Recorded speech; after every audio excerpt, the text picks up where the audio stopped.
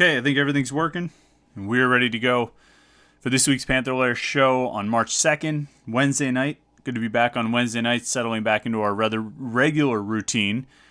We'll see what the ACC tournament schedule looks like for Tuesdays and for Wednesdays, and see if it throws us off of doing these on Wednesday nights at 8:30, but I think we'll be pretty consistent from here on out until the next interruption or delay or disruption comes up, and we'll move it from Wednesday nights. But I think we'll stick with our Wednesday night plan here. Glad everybody filtering in, jumping into the comments. I want to be have a little more interaction on this week's show.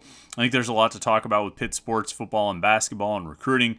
And so if you're on the live stream, if you're here right at the start, I certainly appreciate that. I always like seeing a good number of viewers online when we start the show. Maybe I just need to get it posted sooner, but I always like when everybody's in there. So if you're online now, I appreciate it. Get your comments and questions in so we can start the conversation kind of right off the bat. Don't need to mess around too much here, although we've certainly got a lot to talk about with Pitt hoops, got a lot to talk about with Pitt football, starting spring practice in the South Side. There's a lot of recruiting going on, and there's just a lot of things in general, I think, going on with Pitt sports right now. Listen, you know the website, Panther-Lair.com, Panther-Lair.com, Pittsburgh.rivals.com.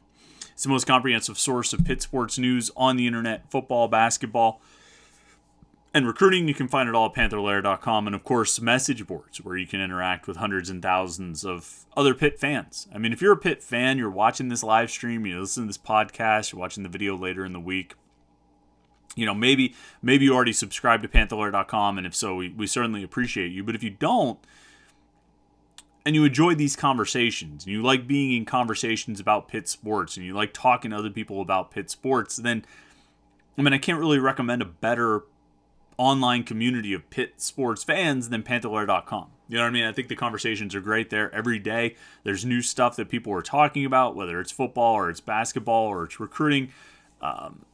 There's always something going on in the world of Pitt sports, and there's always something to discuss on the message boards at Panther-Lair.com, Pittsburgh.rivals.com. So make sure you go check that out. I'm going to give them the shout out right off the bat. Home field, I've got my warm up, the Victory Lights shirt on. Homefieldapparel.com is the site. I mean, they just make great college gear. They're for a lot of teams, but definitely their Pitt collection is awesome. And I can't recommend it enough. I mean, if you've listened to these podcasts before, you've watched these videos, you've been part of the live stream before, you've heard me talk about it endlessly. And I think most of you have probably already bought stuff from Home Field by now. If you haven't, you need to do it. Homefieldapparel.com. And you can find great Pitt stuff. Like I said, great logos for Pitt stuff. But the great thing about Home Field is they don't just make sweet looking shirts.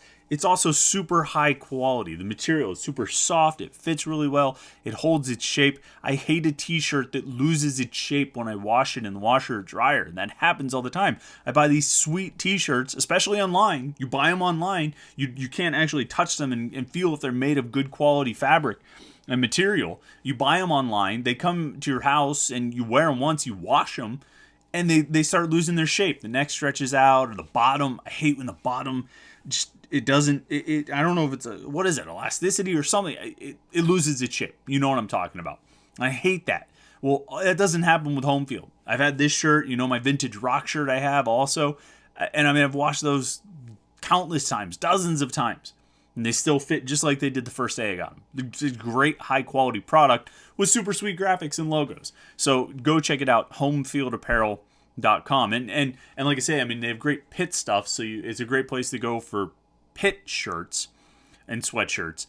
But also, it's such high quality that if you want to find something sort of kitschy or ironic or something like that, I have a Hawaii sweatshirt or things like that, go look for those too, because it's high enough quality that it's going to be your favorite t-shirt or your favorite sweatshirt. Even if it's not even Pitt, it's going to be your favorite. So go check it out, homefieldapparel.com. I can't recommend it enough. homefieldapparel.com. Let's see here. I want to jump into comments and questions kind of right off the bat. I will I'll have my own things to say as time goes on. As we go through the show, I'm sure we'll get off into some tangents, but I thought, let's just start off with the interaction. You know what I mean? Let's if you have a comment, you have a question, post it right there, and we'll jump into it. Sometimes I wait. I think I wait too long into the show to get to the comments and questions, and we end up losing some in the mix. And they're already, coming in there, so I want to, get it started right off the bat. And of course, if you want to make sure your comment or your question gets read, because sometimes they do get lost in the shuffle, we get so many filtering in during the live stream.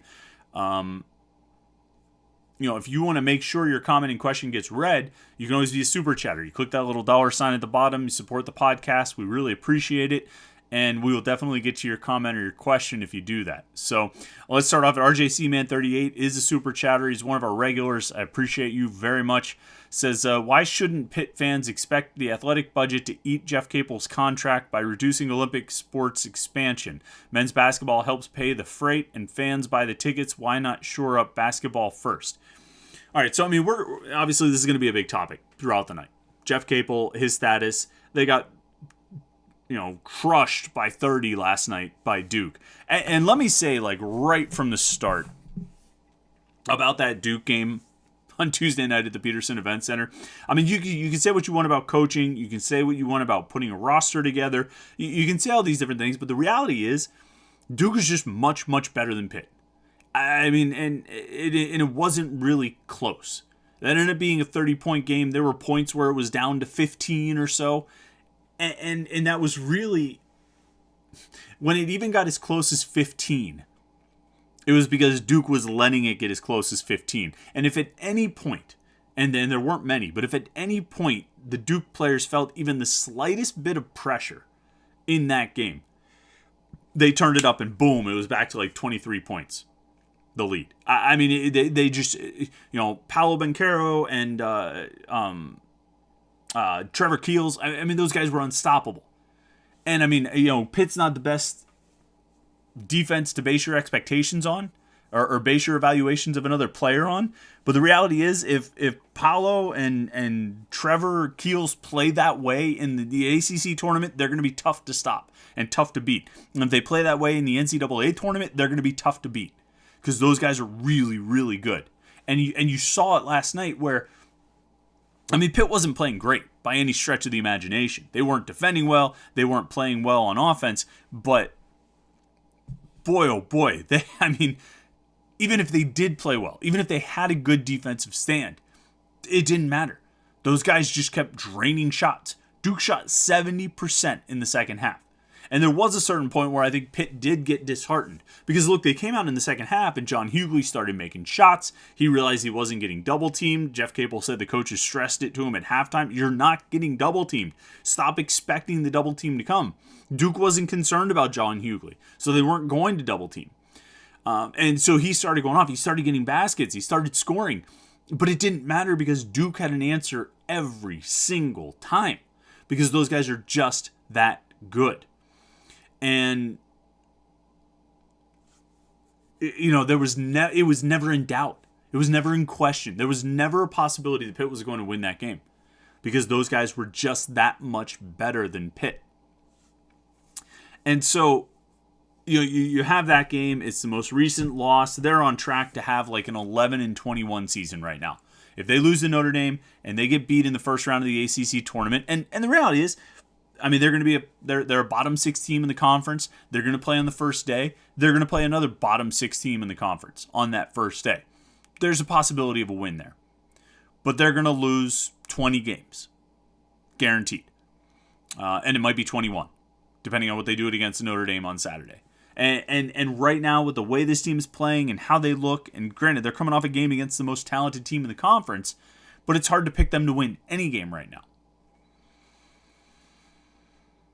So, I guess I say all that because we're having this conversation in the shadow of that game where Pitt just looked like it didn't have any business being on the court with Duke, which is a pretty disheartening thing to see, and it's a pretty disheartening thing to witness and to say. So we had this conversation in that context. But the context is really the whole season because, we've been having this conversation throughout the season. And the reality is, you can sit here and say, RJC Man 38, you can say, hey, Pitt should take any money away. Pitt should take money away from its Olympic sports programs, or take money away from any kind of facilities upgrades it was planning for Olympic sports programs, and pay Jeff Capel to go away. But that's just not the way it works. And quite frankly, it's not the way it should work. And I know basketball is a revenue driver, but they are not going to drive enough revenue to make up the difference on what you're going to have to pay to Jeff Capel to leave. And I don't see any reason why Jeff Capel would negotiate a buyout down. I've seen people on the message boards suggest this, that, maybe they can get out, instead of paying him whatever it is, 17 or 18 or whatever the buyout is, maybe they can negotiate it down to like 8 or 9. Why would he do that? Well, he just wants to get away. Why would he do that? Contractually, you have this buyout amount. Why would you negotiate it down? Why would you take less than what you're contractually owed? This doesn't make any sense. Would you do that? Would you agree to take half of what your contract states? No, it doesn't make any sense. And the buyout will drop after next season.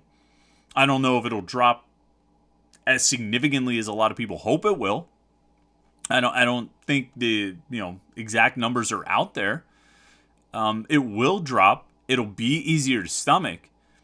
But right now, with 5 years left, you're going to pay a hefty buyout to get a guy to go away. And if you're going to get anybody worth anything, you're going to pay a lot to bring him in. And so you can't justify it. You can't justify spending that much money to correct a mistake. If you view it as a mistake. If you're the Pitt administration, you say, we screwed up. Maybe we screwed up in hiring Jeff Capel. Maybe we screwed up in extending him a couple years ago. But whatever it is, you made that bed. And for at least another year, if not 2, you have to lay in it. Okay? You can't spend that money to make him leave. You can't. I just don't, and I don't think you can justify it. And I've said this, and I said it last week, and I kind of forgot that I said it on the podcast, but somebody brought it up on the message boards. And I actually think, kudos to myself, because I think it does make a lot of sense. Whatever extra money you think you can scrounge up to try and pay Jeff Capel's buyout, whatever extra money you think you can scrounge up to then turn around and hire a new coach this year, use some of that for facilities upgrades. Use some of that to improve the program. Use some of that to build the program up. And whether Jeff Capel is your coach in 2 years or not, you've got better facilities, and ostensibly, you've given yourself a better chance to win. That, to me, would be a much better use of that money than basically setting it on fire. Because that's all you're doing. If you pay the buyout right now, you're setting that money on fire. Okay? And I hear about, well, the fans have given up. The fans are not going to come back. No, they have given up. You're right. And they're not going to come back. And I won't criticize any of them for that. But guess what? Whoever you hire next year is not putting 12,500 people in the seats every game.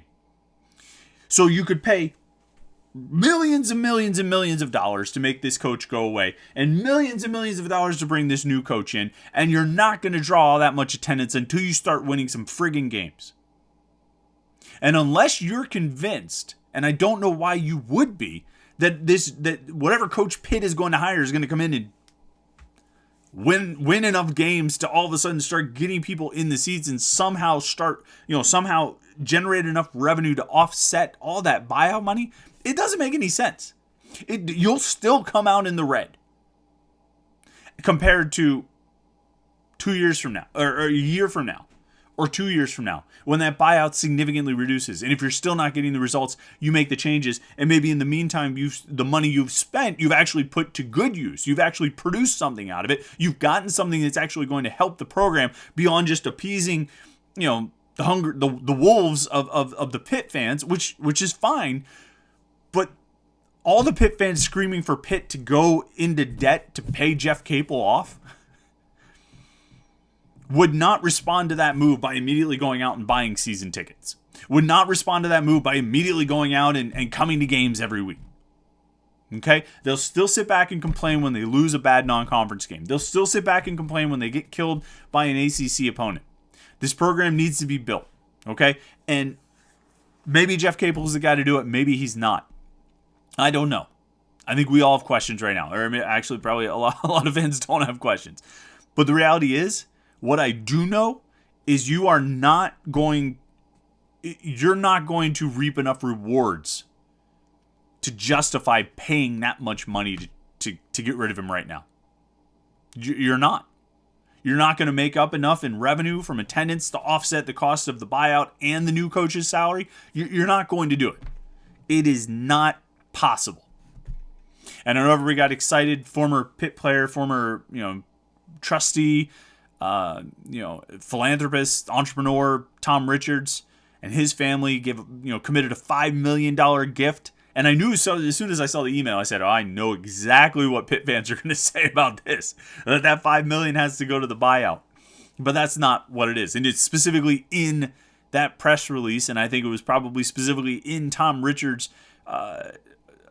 wishes that money go toward facilities upgrades. Because there are things that, and first of all, and people will say, well, the Peterson Event Center is beautiful building. It's a great venue. What? You don't need any more upgrades. Here's the thing you got to understand about college coaches, college athletic departments, college sports programs. There's always something that can be improved. There's always something that can be made better. And there's always a way to spend money. And most of those ways to spend money have much more tangible results than paying a buyout. All right? You may not like it. You may not want it.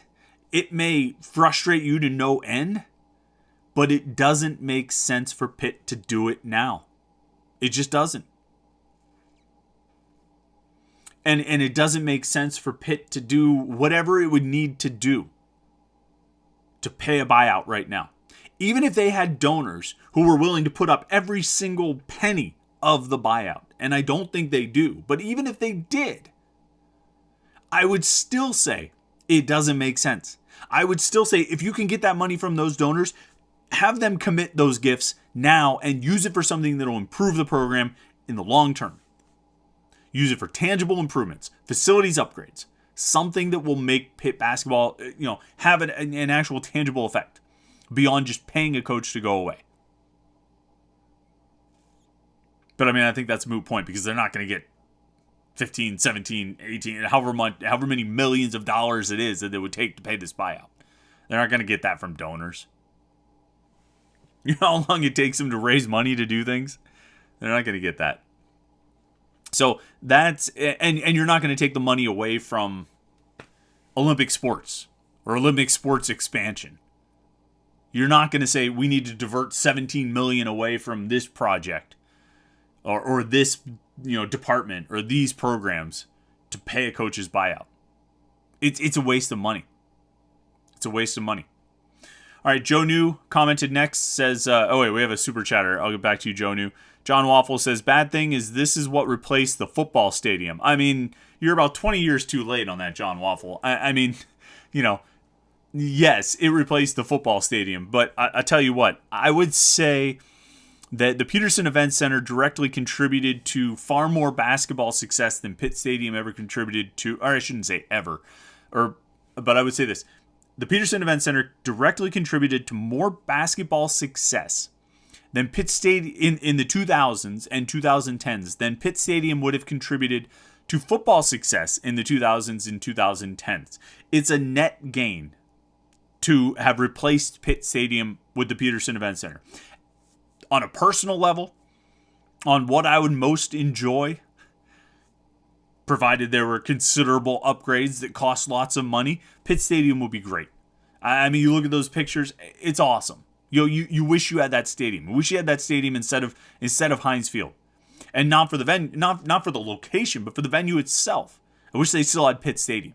Okay, so I'm not saying that, but I think when you look at where both programs are, where both programs were, since the move was made, since Pitt Stadium was torn down and the Peterson Event Center was built, and you look at what each program, the ups and downs of each program and which ones you can tie directly to the facility, and their venue, Pitt basketball gained a whole heck of a lot out of the Peterson Event Center. Pitt football's successes and struggles, I don't think, had much to do with their venue at all. And I don't think they would have been any more likely to take your pick. I mean, take your pick. Are they more likely to beat Bowling Green in 2008 if they're playing at Pitt Stadium? Are they more likely to beat Youngstown State in 2012 if they're playing at Pitt Stadium? Are they more likely to beat Akron in 2014 if they're playing at Pitt Stadium? Are they more likely to learn how to stop an RPO against Western Michigan last year if they're playing at Pitt Stadium? The answers to those are no, no, no, and no. Okay?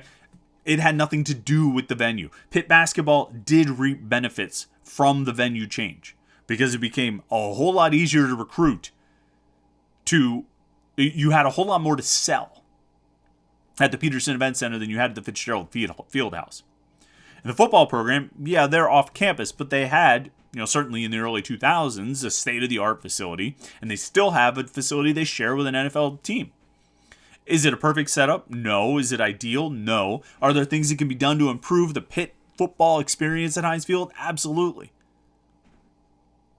But I think when you look at net gains or just sort of net results, I would say it was a gain for Pitt Athletics to make that move. As disappointed as I am that Pitt Stadium does not exist anymore, I think it was a net gain for Pitt Athletics to make that move. All right. Let's get in. Joe News says, Habakkuk Baldonado was injured on the last 2-point conversion at the Peach Bowl. I heard he broke a wrist. Please update. Is he practicing? Well, Joe News, I can tell you this. Actually, I can't tell you this. So we're not permitted to report or comment on players practicing or not practicing during spring camp. I would say that. So here's what I would say. A lot of coaches tend to be very cautious with players during spring camp. Coaches will hold guys, particularly veteran players with a lot of experience, even if they are only dealing with a minor injury or just kind of slowly coming back from an injury. Guys that they feel, who have proven themselves, that they know about, that they don't need to see all that much of in spring camp. I've gotten no indication that anyone should be is right now not on track to be ready for fall camp in August. So whether it's Habakkuk Baldonado or anybody else who got hurt in in the Peach Bowl or any game late last season, everybody should be ready for the season, which is the most important thing, right? Eric Garver says, "Hi, Chris." Hi, Eric. John Kristofich says, why did Heather Light give Jeff Capel an extension in 2020? I mean, this is really the albatross, right? Because Jeff Capel's currently sitting with 5 years left on his contract. And I think that's the thing that when we talk about this big buyout number, probably in the range of like 17 million, somewhere in there, 17 or 18, something like that, a big number, right? And people keep freaking out. How could it be that big after year 4? And what I've said is, I think with these buyouts, you need to think about it less in terms of how far into it you are, how far into the contract you are, and more in terms of how much time is left on the contract. Okay, think about it less of, oh my God, the buyout's $17 million after 4 years, and think about it more in terms of the buyout's $17 million. You've got 5 years left. Because buyouts inevitably go down as you proceed through the contract, but you need to be moving through the contract. And when you still have more than half of the life of the deal left, I mean, he's on a 9-year deal effectively, and you've got more than half of the life of the contract left, the buyout is still going to be hefty. And it's created that way to give coaches some protection. And quite frankly, I mean, I think there's the buyout that the school would receive if the coach wanted to leave to go somewhere else. I mean, it's made that way to give everyone some protection so that you're not going to either be fired or leave early in the contract. So you're going to have time. And I think coaches tend to want a bigger buyout when they're taking over a job like this. Like, I would bet you Jeff Collins at Georgia Tech has a significant buyout through the first 3, 4, 5 years of his deal there, because of the situation he was inheriting and what he was taking over and how much he was going to have to do. And so, I think Jeff Capel probably had something similar, and that's probably why that number is so big. And people are shocked to hear it, and I understand why. It's a big number, but he's got a lot of time left on that deal. And so, and part of that stems from this contract extension that John mentioned, less than 2 years into Capel's time at Pitt, where it's, I think, January of 2020, he had coached like 47 games, I think. I think he was 24 and 23. And had to like added 2 years onto his deal. It caused, it created a 9-year contract, effectively.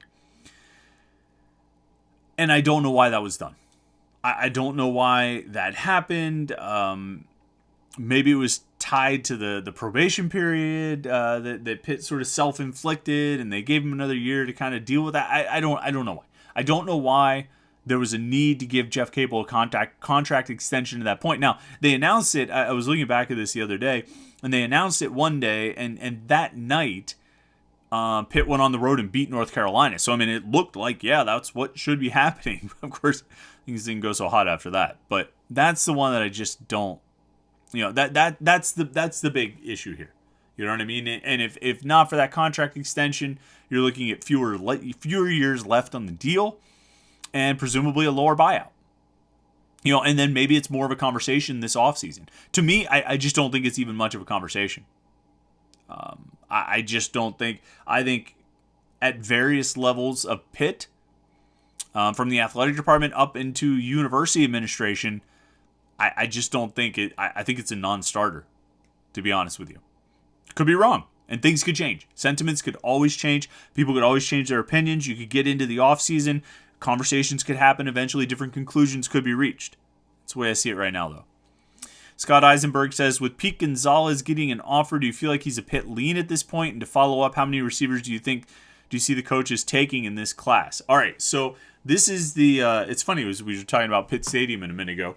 If you want to feel old, Pete Gonzalez's son, Peter Gonzalez, yes, that Pete Gonzalez, the quarterback for Pitt, who was a senior in 1997, Walt Harris's first year, beat Miami, beat West Virginia and all that stuff. His son is a sophomore at Central Catholic, and he's a Division I wide receiver recruit. He was at Mars, and then he transferred to Central Catholic this year. He's got some good offers. He's got some Power 5 offers so far. I feel like he's got like West Virginia, Penn State, I think, offered him, Wisconsin, Maryland might have offered him, and Pitt got on board on Tuesday night. Pete Gonzalez and his son Peter Gonzalez went to the Pitt-Duke basketball game.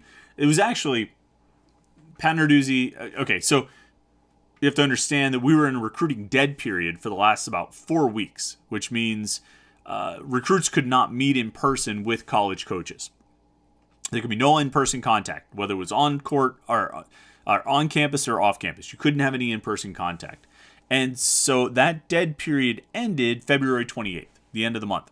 So March 1st, yesterday, Tuesday, was the first day recruits could meet with coaches in person.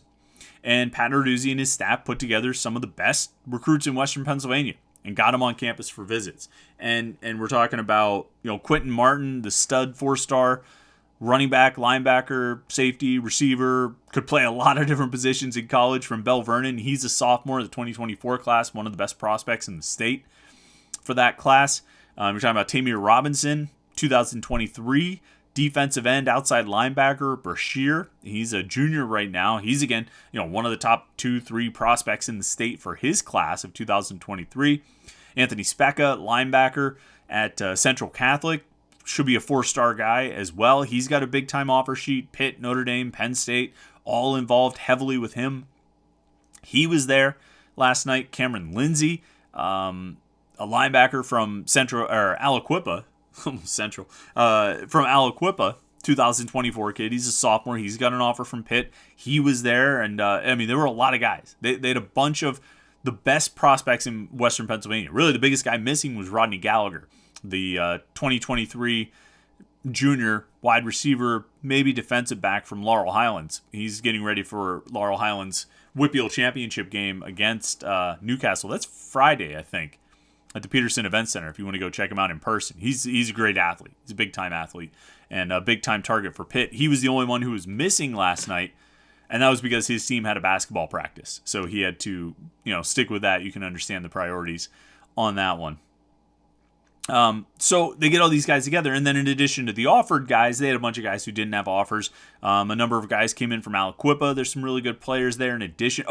Tyke Hayes, the freshman running back from Aliquippa, he's got a Pitt offer. He was there as well. There were a handful of other Aliquippa players who don't have offers, but they're really good prospects. Pitt coaches want to maintain those relationships. And then there was Peter Gonzalez, wide receiver, like I said, from Central Catholic in the sophomore class of 2024. Comes down. Peter and his dad, Pete, I think they were wondering kind of what's going on. Why hasn't Pitt offered yet? Why isn't Pitt showing a ton of interest? What's happening here? Well, they finally get a chance to go down. They spend time with the coaches. They sit together, and not just at the game, but they were at the south side for, all those guys went down there for an hour, 2 hours or something before the game, hung out, took pictures in uniforms, met with the coaches and all that stuff. And then they went up to the Duke game, the Pitt-Duke game. And at some point during that visit, Pitt offered Peter Gonzalez, the son of Pete Gonzalez. And so that's the backstory, and that's what happened. And Peter Gonzalez, I mean, he's a big kid. He's a big wide receiver. He's got really good speed. He's got good hands. Like I say, he's got good size. He's a really good-looking prospect. And I thought Pitt would offer him eventually. I was a little surprised they hadn't offered him yet, but they finally got that taken care of. I know Pete was excited for that to happen. I know Peter was excited for that to happen. So, those guys were glad to get that offer from Pitt, last night. And do I feel like he's a lean at this point, a Pitt lean at this point? That's tough to say. It's really tough to say. Particularly when a guy's a sophomore. I think you have a sense of the schools they like. I think Peter does like Pitt. I know he's liked Pitt for a while. I think it means something to him that his dad went there. I want to say that Peter's grandfather, Pete's dad, went there as well. So there's a bit of a history, obviously a history with Pitt. I know Pete Gonzalez would like to see his son playing it. Not that he's pushing him to Pitt, but he, I like any father. I mean, I think if you were a Division I college football athlete, college football player, I think it would feel great to see your son playing for the team you played for. And so, I don't want to say there's going to be pressure there, but I think, it definitely means a lot to the family because Pitt means a lot to the family. I don't know if I would call him a lean just because it's really early in the process. Then Scott follows up and says, how many receivers do you see Pitt taking in this class? It's tough. I mean, Peter Gonzalez is in that next class, that class of 2024. As far as the 2023 class, I mean, they have Zion Fowler, the wide receiver from New Jersey, already committed. I believe one recruiting service I saw online has him as a 4-star prospect. He's a 3-star on Rivals.com. He's a really good player, though. I saw him in person at Pitt's prospect camp last summer, which is when he earned his offer from the Panthers. And he's a really good wide receiver prospect, I should say. And then, like I say, Rodney Gallagher is the other guy that they're really high on. I could see them stopping there and going with 2 receivers, but then you kind of look ahead and you start projecting out when they're going to have guys come open, what scholarship spots are going to be open. I don't think anybody expects Jordan Addison to be back at Pitt in 2023. Jared Wayne will have the option to go. He could decide to be a super senior, but he'll be a senior receiver this year.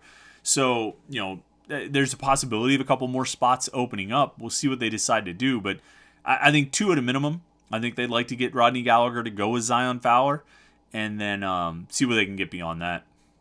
Booty Bandit says, spring game next month and basketball's almost over. I'm in a good mood. Other than, the looming threat of, global, nuclear war and potentially World War III and all that stuff, I got to say things are going okay. Pitt basketball certainly has been a disappointment. I think that's probably an understatement, but March Madness is coming, and that's always fun. Even if Pitt is not going to be involved, I think it's fun to watch the conference tournaments throughout the week next week. I think that's always, I have fond memories of that. Man, you would have, it would be like, it's always, that first full week or second week sometimes of March. And on those perfect days, particularly like those first 2 days, the Big East tournament or the ACC tournament, when you'd have games all day, 1 o'clock, 3 o'clock, 5 o'clock, or 1, 3, 7, 9, or whatever it is, and you it'd be like one of the first days of the year that you crack the windows in the house, and you open the windows, you got the fresh air. I just have very vivid and fond memories of watching the Big East tournament in the afternoon on a weekday, with the windows open and just relaxing on the couch. And I mean, it was great. And the NCAA tournament's the same way, particularly that first weekend, those first, the Thursday and Friday, the first weekend. It's great. You know what I mean? It's a lot of fun, and it's a great time of year, and it loses a little bit of something when Pitt's not involved, but it's still a great time of year as a sports fan. It's still great television, and it's, like I say, it's a lot of fun. And then, spring game next month, a month and a week. It's April 9th is when that game will be played. Brock Madonic says, what are your expectations from these three players from the 2020 class this upcoming season? Jalen Barden, Javonte Royal, and Aiden Henningham. All big-time recruits when Pitt got them, especially Royal. So Jalen Barden, I think, can have a big role in this offense. The receivers, first of all, I'll say this. All right, the receiver room is going to be is kind of crowded. Not necessarily with like an overabundance of numbers, but they got a lot of talent. I mean, Jordan Addison is Jordan Addison, right? I mean, you know what you have there. Jared Wayne, I think he's just a really, really good player. I think he had a great year last year, and he is, looking at him today at practice, I feel like he's added some size. I feel like he's added muscle. Size was always a big part of his game, and I feel like he's added muscle, and just looks like he's ready to have just another huge year. Could be like a big time producer on a team that didn't have a Biletnikoff Award winner, lining up opposite him. Kanate Mumfield, I think he's going to be a stud. I mean, just watching him run around a little bit. There are guys, and you pick up on this over the years. You know what I mean? You go to enough recruiting camps, you watch enough practices, football practices, and you just pick up on those guys who they have a little something extra. And I think you see it right away. And it might be the way they make a play, it might be the way they move, it might be the way they run, it might be the way they carry themselves. You can just tell. You could tell with Darrelle Revis. You know what I mean? You could tell with LaShawn McCoy. I think you could tell with Jordan Addison. You just watch these guys and the things they, how they conduct themselves and how they carry themselves. And you say, this guy's a player. And Mumfield is a player. He's going to make a lot of plays for Pitt this year. I think as a guy who lines up across from Jordan Addison, who takes advantage of all the attention he's not going to get because they're all focused on number 3, I think he's going to have a huge year. So, love that top line of Addison, Mumfield, Wayne. And then you throw in Jalen Barden and Jaden Bradley. That's a hell of a top 5. And we didn't even get into like Miles Alston, who redshirted last year, Addison Copeland, who is enrolled early and looks pretty impressive, looks like a really good athlete, or Chaden Nwabuko, who's coming in the summer. They got some really good receivers on this team. Really good. And I think those guys are going to make a lot of plays. And I think Barden can be a huge playmaker for Pitt's passing game. I really do. I think Jalen Barden can be a big-time playmaker. It's just a question of whether he's going to get enough passes. Is he going to get the ball often enough? And it's not a reflection on him. It's because of what is around him and how much talent there is in that receiver room. So it's exciting. It'll be interesting to see with Barden. Javonte Royal, I think, is going to be in the mix for one of the cornerback jobs. I don't think he's going to be a starter. I think that it's going to be upperclassmen like Marquez Williams and AJ Woods and MJ Devonshire. The secondary on this team, particularly cornerback, I think is just loaded with talent too. I really think it is. I mean, Williams, Woods, and Devonshire all played a ton last year. And then you get behind them, you get to like Javonte Royal, and you get to a guy like Rashad Battle who's working there. You get to some of the guys we really haven't seen much of, Khalil Anderson and Noah Bigelow and Tamarian Crumpley, and Rylan Gandy enrolled this spring. I was watching those guys today during Wednesday's practice, and there's size in the cornerback room. There's some real size that I think they're going to be really good. I do, and I don't know where Royal fits in. I'm guessing as a 2-deep guy, a rotational guy, but I think their corners should be really good. Now, they're going to get beat. They're going to give up passes, and we're going to question them all year because that's what happens in this defense.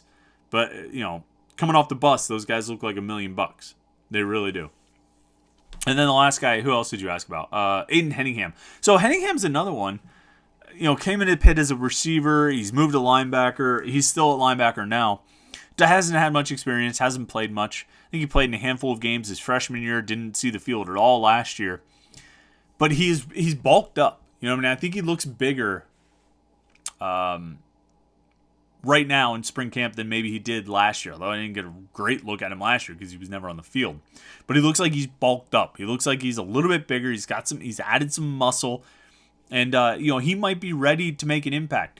It's wide open at outside linebacker. This is the reality of it. It's wide open. I think that, obviously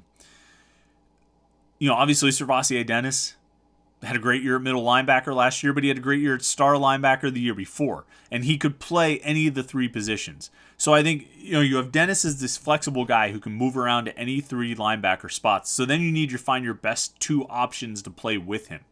And that might be Brandon George in the middle. Brandon George is one of the three best linebackers on this team. Then he starts in the middle, and Servassier Dennis starts at one of the outside spots. And then you figure out which one of your other outside linebackers is the best. And if it's, Shane Simon, who came in as a transfer from Notre Dame, then he plays money, and Servassier Dennis plays star. If it's Solomon DeShields, then he plays star, and Dennis plays money. I mean, those guys, because Dennis can move around like that, it gives the coaches options on where they want to put guys and who they want to get out there as far as who the best linebackers are. But it is wide open. There is a competition. There are two open spots at outside linebacker. And Aiden Henningham's going to have a chance to compete. He's one of the guys getting reps in there, second or third or first team reps. And he'll have a chance to show the coaches if he's ready to go. If he's ready to contribute or be in the rotation this season. All right, Michael B., Super Chatter, glad to see you come in here and chime in. Says, hi, Chris, sorry I'm late. I don't know if you were asked this, but here's my question. Assuming Jeff Capel will be back next season because of the buyout, he has to be coaching for his job in year 5, right? NIT minimum? Thanks. I don't know. I don't know. I want to get through this offseason and see him come back on the court next year before I start declaring whether he's coaching for his job. I don't know what the bar of success will be for Jeff Capel in next season. I don't know what the demands or expectations will be for him next season. I mean, I would agree. I would agree that in year 5, you need to show some kind of tangible signs of taking a step forward. And whether you have personnel problems again, or guys get injured, or you have this happen or that happen, you just got to be able to take a step forward. You have to show some kind of progress. Because this year you took a step back. It's very hard, damn near impossible, to find any kind of tangible indication that this season was an improvement on last year. You could find something to say each of the first 3 years of, well, it got better from 1 to 2. It got better from 2 to 3. It has not gotten better from year 3 to year 4. And that's a problem. You need something next year that says it got better. You need to do something next year that you say, this was an improvement. And it probably needs to be a rather considerable improvement. Maybe not a giant leap, but a considerable improvement next season. Or else it's going to get really interesting next offseason. All right. Come back to the comments and questions. What else do we have here? Brock McDonough, give me one player from each side of the ball that you expect to turn heads this upcoming season. I mean, aside from the obvious, I guess. I think, I think Israel Abanikanda has only shown flashes of what he can do on a consistent basis. I think if he stays healthy and stays on the field, he can be a stud running back. But I kind of think the same thing about Rodney Hammond, although I think Abanikanda maybe has a slightly higher ceiling than Hammond. So maybe one of those two guys. I wouldn't be surprised to see Jalen Barden or Jaden Bradley make plays.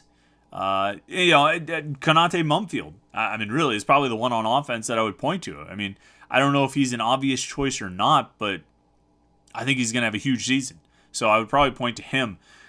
A player who's going to turn heads on defense, I mean, Dayon Hayes is a pretty popular pick right now. Defensive end from Westinghouse. Has played the last 2 years. He's a junior now. I mean, I think he's going to be a breakout player on defense. Otherwise, maybe one of the outside linebackers, a Bengali Kamara or a Solomon DeShields. Shane Simon, the transfer from Notre Dame, could potentially be a candidate to turn heads. I don't know. I think there's a bunch of guys who have, there's a bunch of guys who have there's a bunch of guys who are going to have an opportunity to make plays and impress people and, like you say, turn heads. I'm not really sure who it's going to be on defense yet, though. Talk is Pitt says, which early enrollee on the football team do you see making the biggest impact? I'm going to assume you're talking about just the freshmen. I mean, obviously, if you include the transfers, then Mumfield, Simon, and Keaton Slovis are all going to play a ton. As far as the freshmen, it's tough. I mean, Addison Copeland, I think, is going to be a really good college receiver. But like I said, that's a loaded receiver room. I don't know if he's going to get on the field all that much with those other guys. I mean, unless there's an injury or something. Who else? I mean, Ryan Baer, the offensive lineman, he's not going to, you're not going to see him on the field. You hope you're not going to see him on the field. And that's no disrespect to him, but you don't want to have to use a freshman offensive lineman. The defensive linemen, Sean Fitzsimmons and Sam Okunlola, I think those guys are both really good players. But I don't, I think there's a lot of depth on the defensive line that they shouldn't need to use a freshman in any kind of crucial situations. Marquand Pope, the linebacker, is an interesting candidate. He ended up enrolling early. Maybe he could make an impact there. Like we said, that it's wide open at outside linebacker, so he could have a chance to work his way into the rotation there and possibly see some playing time.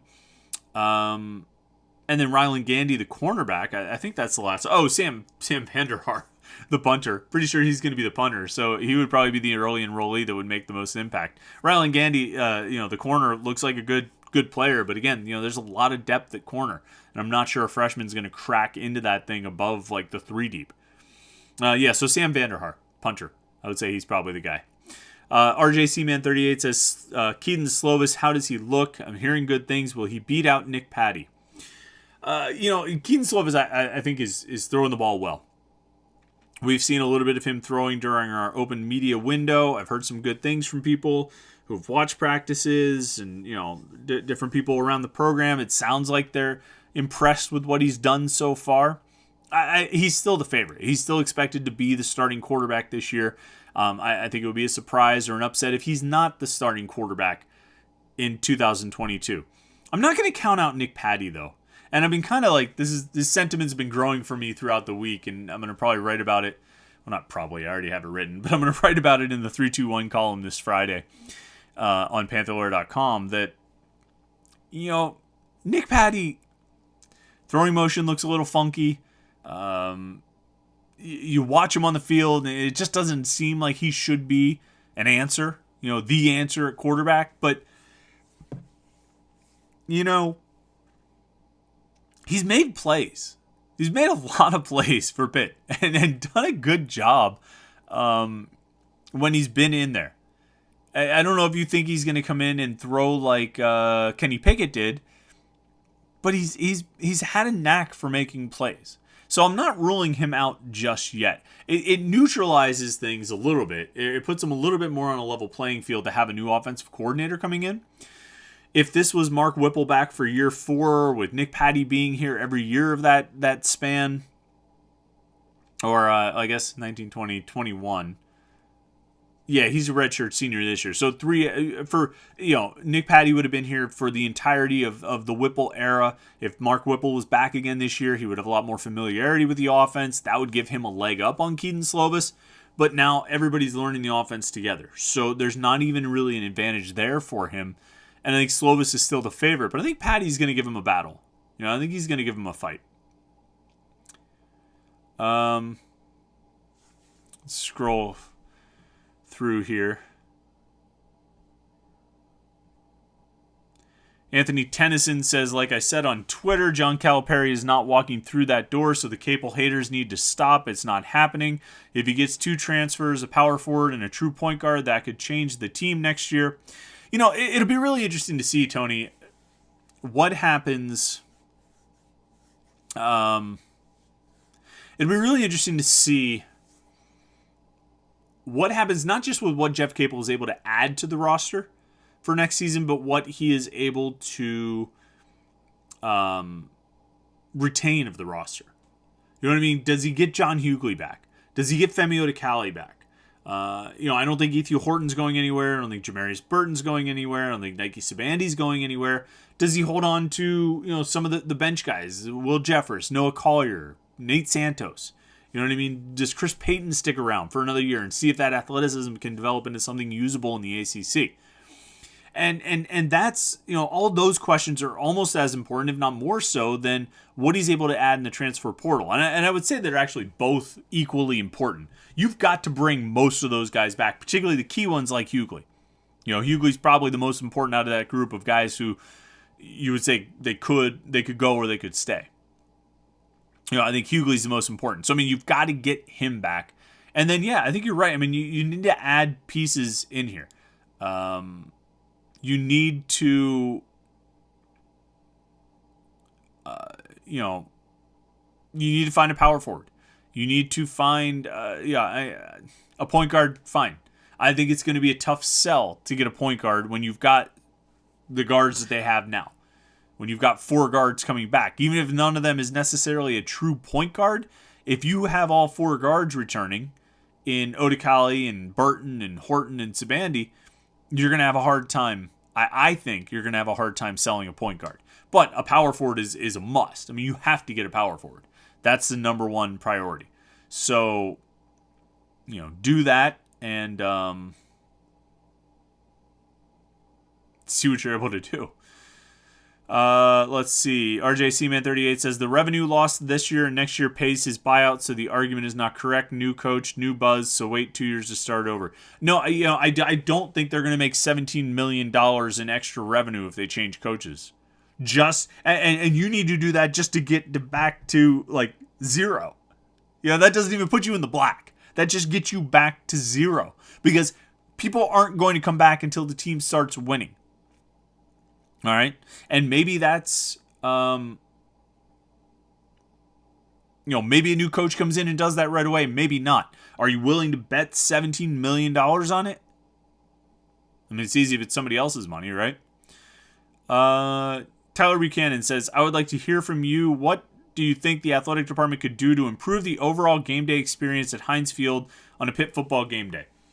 I have come around on tarps. Not for the West Virginia game. Probably not for the Tennessee game. Probably not if you get Clemson here again. Or Notre Dame comes in. But for the majority of games, I've come around on tarps. Look, here's what it is, okay?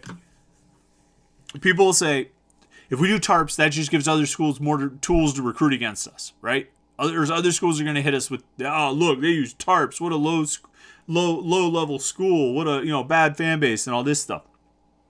But here's what I say to that, okay? Whether you have tarps or you have sparse attendance spread all over the stadium, you're going to get hit with it. All right, Penn State, West Virginia, Ohio State, if they're recruiting against you, they're going to point to attendance. You're going to get hit with it no matter what. Okay? So what you have to do if you're Pitt is figure out how can we counter that? What can we do? What's in our power to fight back against that? How can we answer that? And there's things you can say about, okay, yeah, great. Penn State gets 107,000 people every day. Well, guess what? Or every game. They play 7 home games. Okay, so that's 7 Saturdays out of the year. And sure, it's a great environment, 107,000 people. That's awesome. What are the other 358 days of the year? What are you doing then? You don't have 107,000 people cheering you on. You're living in State College. Like if I'm Pitt and I have a recruit who comes to me and says, man, Penn State, they got 107,000 people. That's what I'm telling them. I'm taking them on a tour around Oakland. I'm taking them downtown. I'm taking them up to Mount Washington. I'm taking them to the Point. I'm saying, look, okay, 7 days a year, they got a great crowd for a football game. 365 days a year, we have a beautiful city, an amazing city with great people and a great place to live. So that's your first thing. I mean, in terms of recruiting. Tyler, I know you asked about football environment, but inevitably this comes back to a recruiting question and what you can do in recruiting when you get hit with these, when you get attacked for your attendance. So that's the first thing I would do if I'm recruiting against that. The second thing I'm going to do is I'm going to try and figure out what can I do about the attendance problem itself. Sell more tickets, obviously. That would be number one, get more people to actually come to the games. Short of that, though, what can I do? If I'm only going to get 45,000 people here, what can I do with those 45,000? Well, I can look for ways to improve the experience, to improve the atmosphere. And the reality is, when you fill in the lower bowl, it's a better atmosphere. It's a better atmosphere. 45,000 people filling the lower bowl and then scattered into the upper decks is a much better atmosphere than 45,000 people scattered throughout the stadium. If you have 23,000 empty seats and they're all kind of like scattered around the upper decks, it's a significant difference than if you have 23,000 empty seats with like 11,000 of those or 12,000 of those scattered throughout the lower bowl. What you want to do is create the atmosphere. Do things to, what's the phrase, right size the stadium to create a better atmosphere. So that when those recruits who just went to the whiteout game, or they went to the horseshoe, or they just talked to James Franklin or whoever it was, and they told him about how bad that those coaches talked about how bad the atmosphere is at Pitt, you can say, yeah, it's true. No, you don't say it's true about the atmosphere. You say it's true. We have tarps. Come to a game. And when they come to a game and the recruits are sitting in that lower bowl and the place is loud, it just, when you put all the people next to each other, it improves the atmosphere. It does. You condense it, you bring it together, it creates more energy. And it looks better on TV because the TV cameras, when they're, for the most part, when they're showing the game, you're mostly seeing that lower bowl.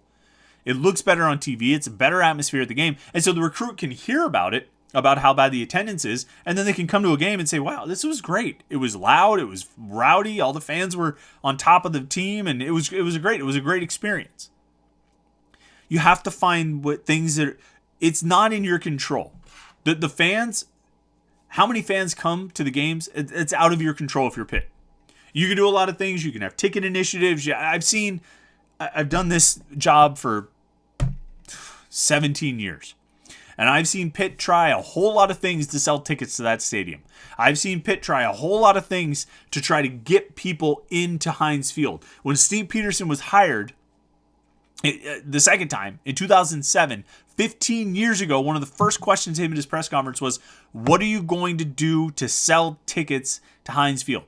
How much of a priority is it for you to fill Heinz Field? So this has been going on since they moved into that stadium. Okay, you can do all the ticket initiatives, you can create all the great packages, you can build as good of a schedule as you want, and all these different things, but ultimately that is out of your control. So you have to figure out what's in your control. And one of the things that's in your control is you can tarp it, you can move everybody down, and you can create a great atmosphere. Or create a better atmosphere. And so, to your question, Tyler, what do I think the athletic department could do to improve the overall game day experience? I think that's it. I can't speak to concession stand prices or lines or getting in or getting out or paper tickets or on any of that stuff. All I can say is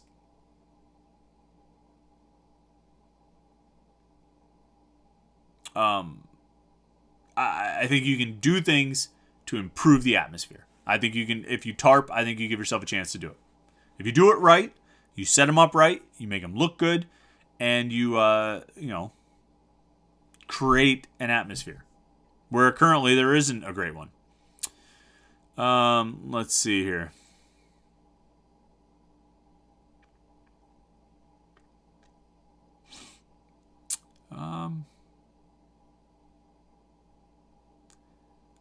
Final comment here. We'll give it to Tony. Anthony Tennyson says, Femi, Odekali, and Jamarius Burton have proven to us that they're not facilitators, and if they do find that true point guard, one of those dudes should come off the bench, and I think it should be Femi. I wonder, Tony, if that's the way things start to head, if Femi Odekali looks for greener pastures, or if any of those guys who've been accustomed to starting or seeing a lot of playing time, whether it's Burton or Horton or whoever it is, if they find themselves coming off the bench, do they stick around? And I mean, that's not a reason to make a decision on that.